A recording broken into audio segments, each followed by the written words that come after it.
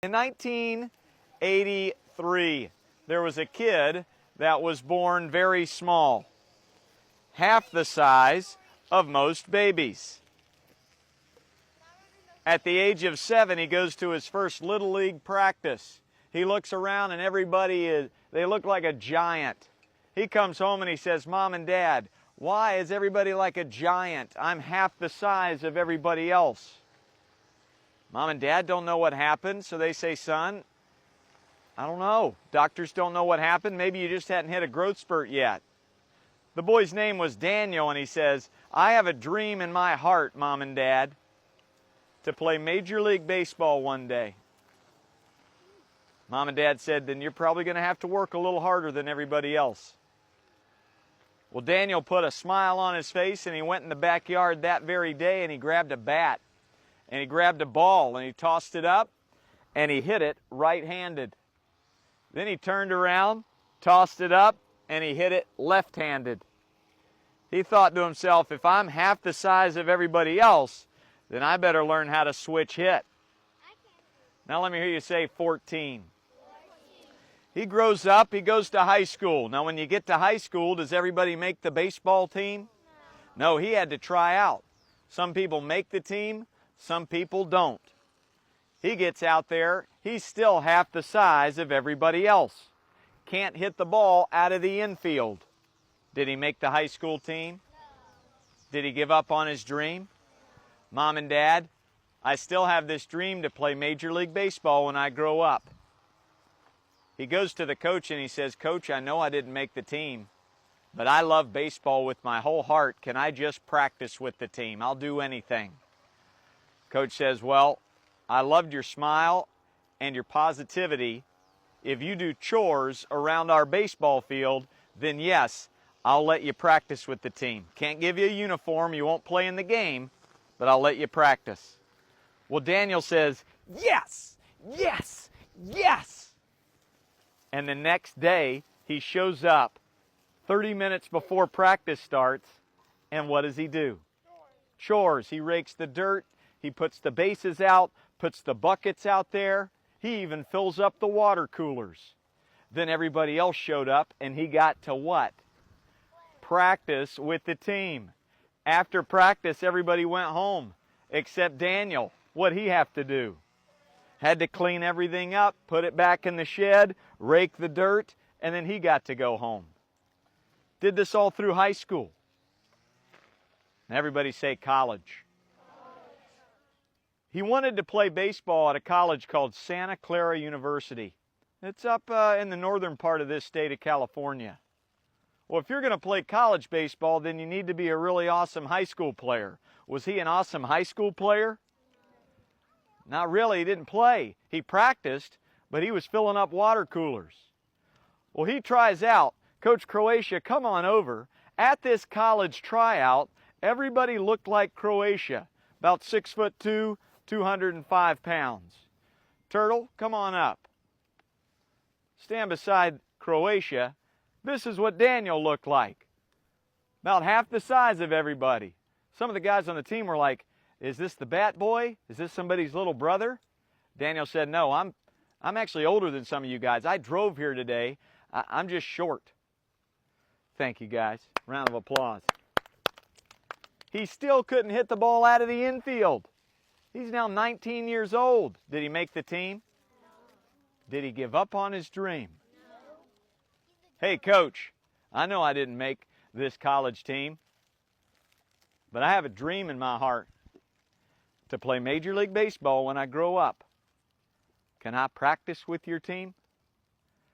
Coach said, "I like your smile, and I liked your energy.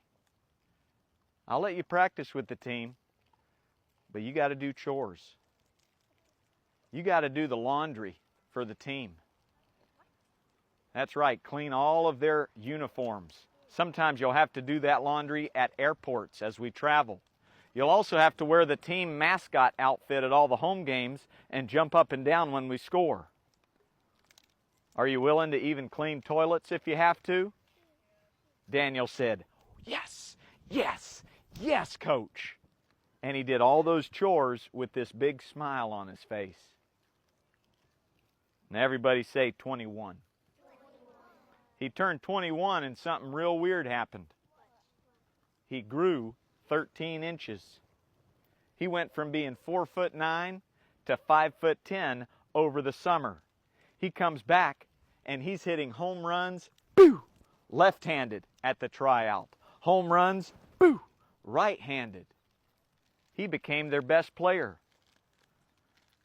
Now, Coach Ballgame was playing for Brown University in 2003. We fly across the country over to California and play against Santa Clara, and this guy Daniel hits 3 home runs over my head. We couldn't get him out. I said, oh snap. That was lit. That was lit. The Boston Red Sox called him up and said, we'd like to invite you to spring training, and Daniel worked his way up the minor leagues. He finally got a phone call from the general manager of the Red Sox that said, hey Daniel, you're looking real good in Pawtucket for AAA Paw Sox. You're going to have your major league debut tomorrow afternoon at Fenway Park. You better call your parents.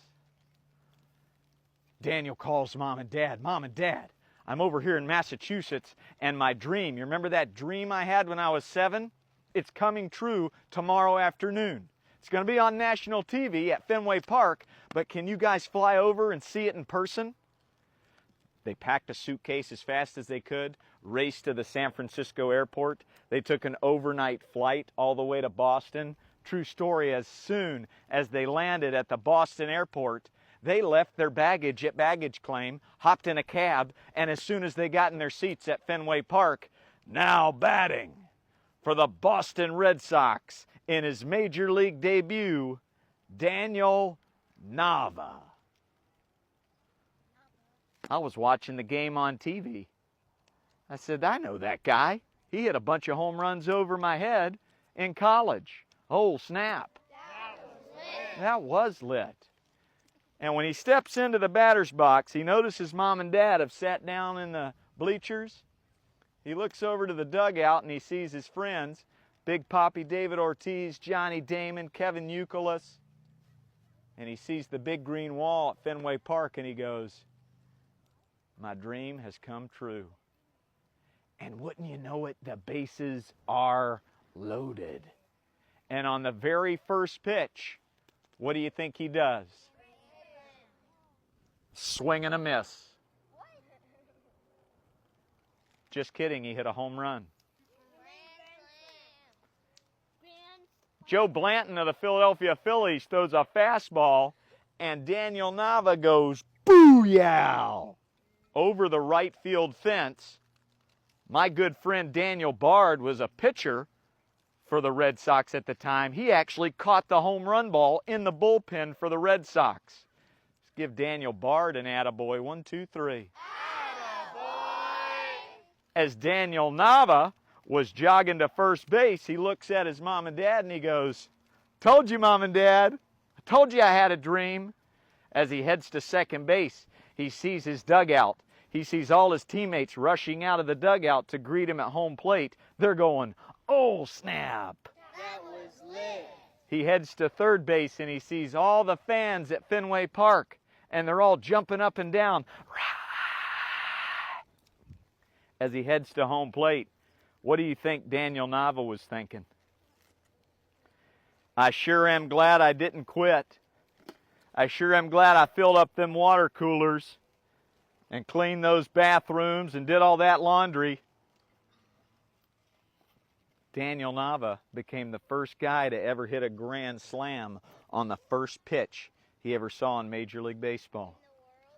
Since then, one other guy has done it, a guy named Kevin Kuzminoff. Mustache salute for Kevin Kuzminoff. Daniel Nava's still alive, and he lives over there.